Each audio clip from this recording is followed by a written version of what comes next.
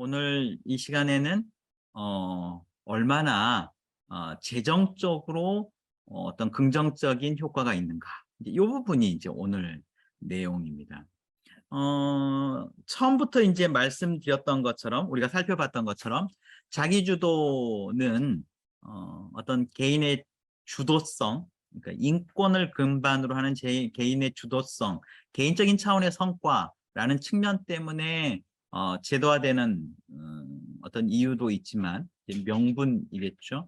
실질적으로는 예산과 관련된 부분들이 굉장히 중요한 이슈가 되고 있습니다. 그래서 여기서는 6장은 개인에게 나타나는 이용자 개인에게 나타나는 성과, 7장은 어떤 재정적인 부분에서, 그러니까 재정적인 부분이라는 것은 얼마나 예산을 절감하는가, 이제 이 부분이겠죠.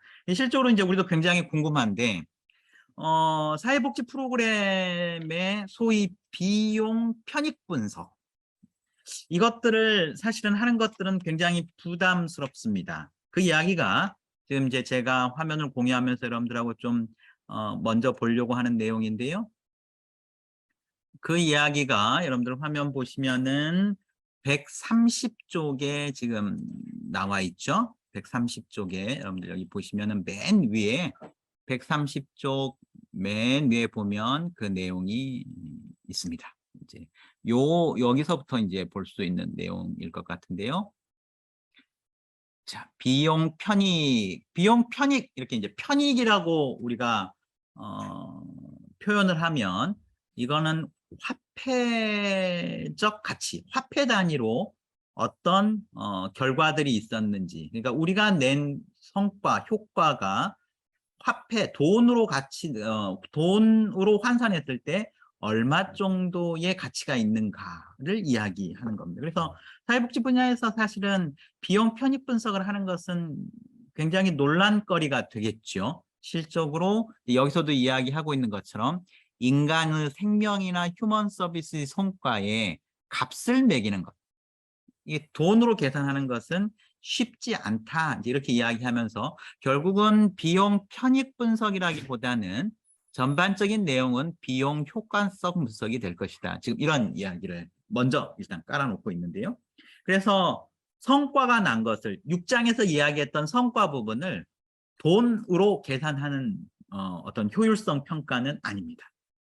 여기서 전반적으로 이야기하려고 하는 것은 전통적인 서비스를 받았을 때와 자기주도 서비스를 받았을 때에 얼마나 예산이 절감되는가, 이 부분을 이제 연구를 한 거라고 보여지죠. 그래서 이제 여기서는 비용 효과성 분석이다, 이렇게 표현을 하는 건데, 여러분들 생각하실 때 전통적인 서비스를 받았을 때하고, 대체로 이제 기관 중심의 서비스를 받았을 때하고 개인 예산을 가지고 자기주도 프로그램을 진행했을 때에 예산이 몇 퍼센트나 절감되었을 것 같다고 생각하십니까? 이제 세세한 연구 설계나 여러 가지 논의할 수 있는 것들을 우리가 보기는 해야 되겠지만, 아마 이제 여러분들이 쉽게 이해하실 수 있게, 그다음에 이 책에 뭐 이제 좀 그렇게 재미있게 써져 있는 책은 아니지만 우리가 이것을 흥미롭게 보려고 한다면은 그 부분을 명확히 짚어서 이야기하는 것이 우리한테 이제 뭐 학습의 흥미를 더 높일 수 있을 거라고 생각이 들어서 여러분들한테 여쭤보면, 한번 어떤 이제 추측을 한번 해보시기 바랍니다. 일반적인 지금까지 받아왔던 서비스를 받았을 때하고 소위 개인 예산 혹은 자기주도 프로그램을 진행했을 때하고, 뭐 어떤 다양한 연구 방법으로 연구를 했겠지만 대체로 몇 퍼센트 정도 예산이 절감됐을까, 이제 이런 이야기입니다. 이와 관련된 부분들을 소개하기 위해서 크게는 세 가지 연구를 일단 이야기를 하고 있는데요. 보시면 131쪽의 내용입니다. 131쪽에 보시면 이 장의 구성이라고 되어 있지만 여기서는 세 가지 연구를 이야기를 하고 있습니다. 현금과 상담 연구조사라는 것이 첫 번째고요. 이것이 이제 지난 우리가 앞 시간에 이야기했던 1998년부터 이루어졌던 5년 동안 이루어졌던 사업이죠. 그러니까 아칸소, 플로리다, 뉴저지를 대상으로 이루어졌던 프로그램입니다. 그리고 두 번째가 뉴햄프셔, 미시간, 매사추세츠. 이쪽은 지적발달 장애인들 대상으로 했던 연구도 이거는 각 주별로 비용 효과 분석이 좀 되어 있습니다. 그다음에 세 번째가 아주 이제 이쪽은 우리가 로버트 우드 존슨 파운데이션의 지원금을 받아서 이제 프로그램이 진행된 것이 1, 2번이라면 3번은 이제 기존 이제 주 자체적인 프로그램을 가지고 데이터를 분석하는 정도라고 볼 수 있습니다.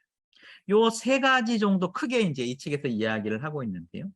이것은 뭐 제가 조금 정리를 더 해보면 1998년부터 2003년까지 프로그램 에 대한 부분들이죠. 그 다음에 이거는 1993년에서 한 또 3, 4년 정도 진행됐던 부분이고, 이거는 2016년 정도 콜로라도 같은 경우는 이렇게 이제 진행이 된 연구인데요. 몇 퍼센트 정도 효과가 있었을까? 이제 요 이야기입니다. 제가 이제 그 페이지 수를 이야기하면서 그냥 그 퍼센트만 찝어서 한번 이야기를 드려볼게요. 가장 정확한 연구 설계라고 볼 수 있는 무작위 할당에 의해서 6,500명을 대상으로 진행됐던 연구 결과에 따르면 가장 이제 엄격한 연구로 진행한 거죠. 그리고 이것은 지금 총 사업 기간은 3년이지만 전체 이제 연구 기간들이 한 사람에 대해서 연구를 한다 하더라도 처음부터 3년 혹은 뭐 중간부터 3년 이렇게 해가지고 3년 정도 연구가 진행됐던 사람들이 총 6,500명입니다. 이게 이제 앞에 6장에서도 했던 연구에 지금 재정적인 부분만 따로 가져와 가지고 이야기를 하고 있죠. 이때에 몇 퍼센트 정도 3년 차가 됐을 때에 몇 퍼센트 정도라고 지금 계산을 해냈냐면 그게 136쪽에 있는데 여러분들 이제 궁금하시면 136쪽으로 가보시면 되는데요. 136쪽에 두 번째 문단에 나와 있는데 18%입니다. 18% 예산 절감 효과가 있다. 이렇게 지금 이야기를 하고 있는데 다른 연구들도 보면 요 숫자에서 왔다 갔다 하는 경향은 분명히 있는 것 같습니다. 18%라고 이야기를 해놨고 그다음에 이 연구는 상당히 엄격한 형태로 진행된 것은 사실이라고 보여집니다. 이게 이제 131쪽의 윗부분에 보시면 지금 우리가 보고 있는 내용 윗부분에 보시면은 이렇게 되어 있어요. 이 연구는 여기서 이제 번역을 제가 좀 바꿔야 되겠다 생각하고 있는데 직설적이다 이렇게 되어 있는데 상당히 까다롭게 진행되었다. 이제 이런 의미로 보시면 되겠습니다. 까다롭게 진행이 되었는데 참여자의 자기주도 예산은 기관이 받았을 때와 동일하거나 더 적어야 하고 이게 이제 예산 총액 자체가 실제 더 늘어서는 안 된다는 겁니다. 기존 프로그램과 비교했을 때 더 늘어서는 안 된다. 이것을 130쪽에 보시면은 나와 있는 예산 중립성의 원칙을 가지고 진행하고 있습니다. 그래서 뭐 기존 전통적인 기관 중심으로 돌봄이 진행됐을 때와 자기주도 형태로 개별 예산이 적용됐을 때의 예산의 총액은 고정시켜 놓고 진행을 한다는 겁니다. 이게 이제 예산 중립성의 원칙. 이걸 가지고 진행했고 실적으로 무작위 할당을 사용해서 진행을 했고 그리고 굉장히 3년에 걸쳐서 진행을 했고 연구에 참여한 사람 수가 6,500명이었기 때문에 뭐 연구 설계나 연구의 어떤 정확성 이런 부분들을 가지고 이야기한다면 엄격성을 가지고 이야기한다면 이 연구를 따라갈 수 있는 연구는 아마 없을 건데 여기서 나온 결과가 이제 18%를 이야기를 하고 있고요. 참여자들이 자신의 예산을 관리하는 데 도움을 주는 지원 서비스, 지원 중개자나 재정관리 서비스의 비용은 기관의 간접비보다 저렴해야 되고 이에 더해서 우리가 6장에서 공부한 실질적으로 이들의 욕구나 품질 개선에 부응할 수 있는 다른 효과도 있어야 한다. 이게 이제 전제되어서 진행이 된다라고 이야기를 하고 있는데, 여기에 따라서 지금 이 지금 엄격한 어떤 까다로운 조건에 따라서 봤을 때에 18%의 예산 절감 효과가 있었다. 이런 이야기를 지금 하고 있는 거고요. 근데 여기서는 아까 예산 중립성의 원칙도 이야기했지만 추가 등록 효과가 없이 진행하고 있습니다.